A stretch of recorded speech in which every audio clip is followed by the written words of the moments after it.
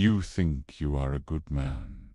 You were taught to be humble, harmless, compassionate. You were taught that the meek shall inherit the earth.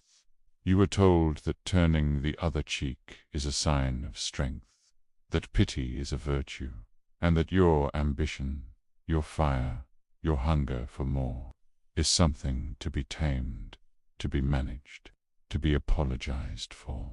I am here to tell you that this morality, the very foundation of your goodness, is a cage.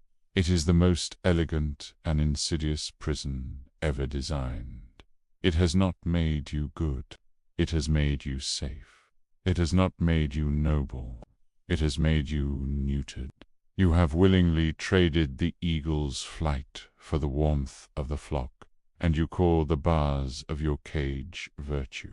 You have been poisoned with a morality designed not for your ascent, but for your containment. A morality not of lions, but of lambs, who have convinced themselves that the lion's teeth are evil. It is time you learned the law, the true law, not the one written in dusty books by the weak for the weak, but the one etched into the very fabric of life itself. There are only two moralities on this earth, two sources from which all values flow. The first is the morality of the master. The master is the creator.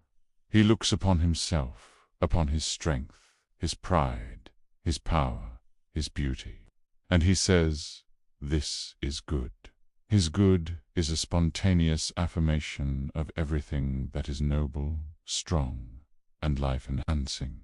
Bad to him is an afterthought. It is that which is common, clumsy, weak, and pathetic. His values flow outward from a surplus of power. He does not ask for permission. He does not seek approval.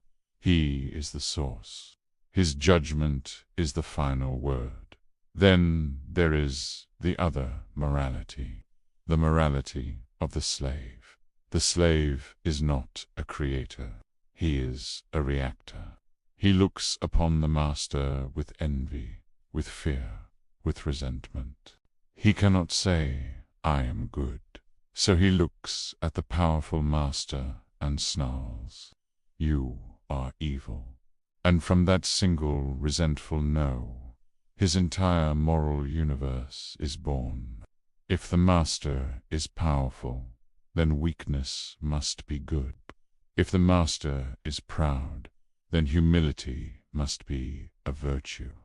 If the master is ruthless, then pity must be divine. Do you see it now? Slave morality is not a choice.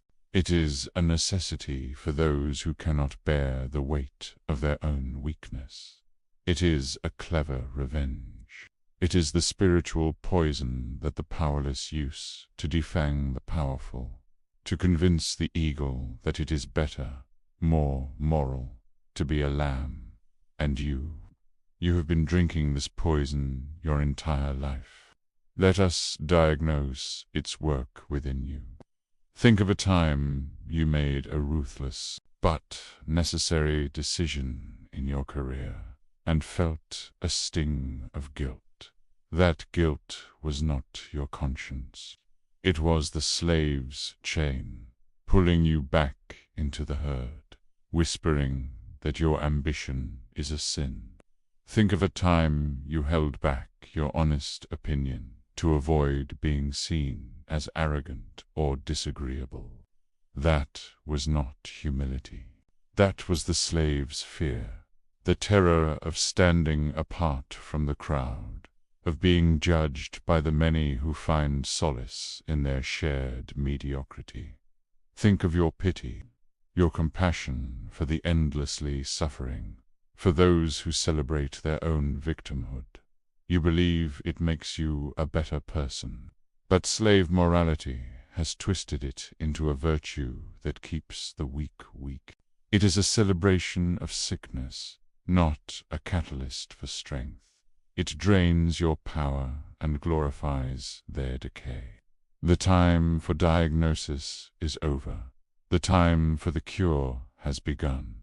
This is the great and terrible task, the transvaluation of all values, the reforging of your own soul. You must take every value you hold dear and place it on the anvil. You must strike it with the hammer of one brutal question. Does this elevate me?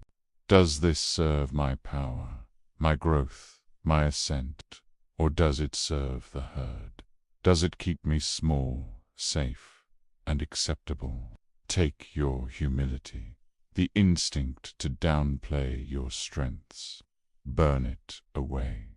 In its place, forge pride, not the empty arrogance of the insecure, but the quiet, unshakable pride of the Creator who knows his own worth.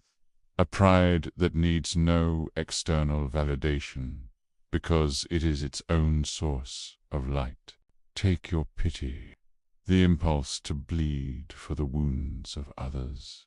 Replace it with hardness, a hardness towards yourself first, demanding excellence, and a hardness towards others that respects their potential for strength, not their performance of weakness.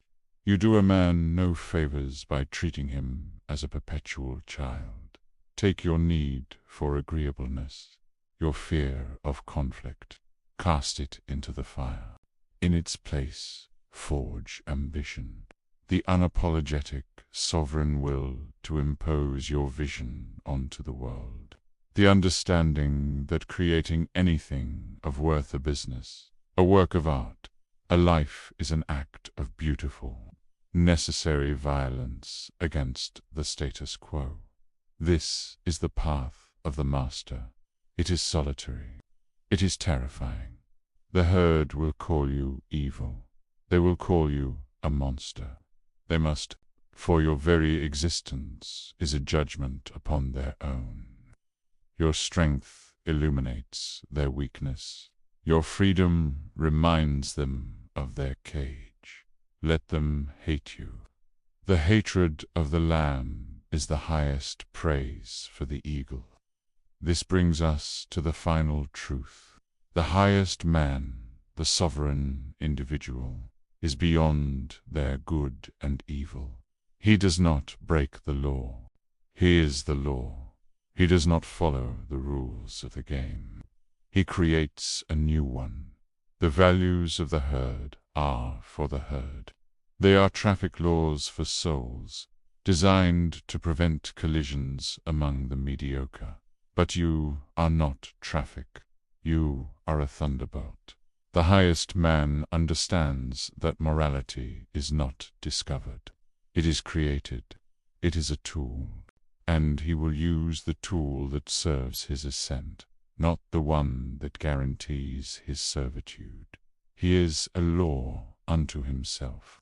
His feeling of power determines what is good. His feeling of weakness determines what is bad. He is the lawgiver of his own soul. So look in the mirror. See the good man they tried to create. See the chains of pity, humility, and guilt, and understand that you have a choice. You can remain in the warm, safe, and contemptible prison of the herd's morality, or you can begin the terrifying work of becoming free, of becoming the creator of your own values, of becoming a law unto yourself. The sheep obey the shepherd. The lion obeys only its own nature. The question is not what is good or what is evil. The only question is, what are you?